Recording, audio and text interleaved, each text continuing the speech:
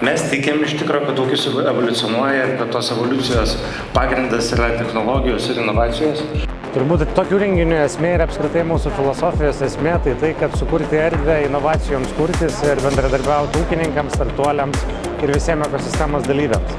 Tai mes norim, kad šitie renginiai ir apskritai mes būtume kaip ryšanti jungtis, per kurią startuoliai ir technologijas kūrintys žmonės, įmonės žemės ūkio sektoriuje galėtų pasiekti rinką ir ūkius.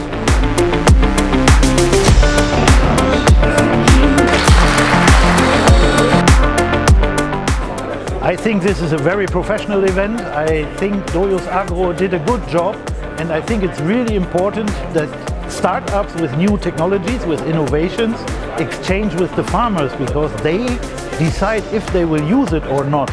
So if you are a scientist like us from the university, you think it's a good thing, but the customer needs to pay for it. So customers need to learn about the products, and this is a framework where innovative startups can present their new technology and discuss with the farmers, and the farmers get to know about new technologies. So very important.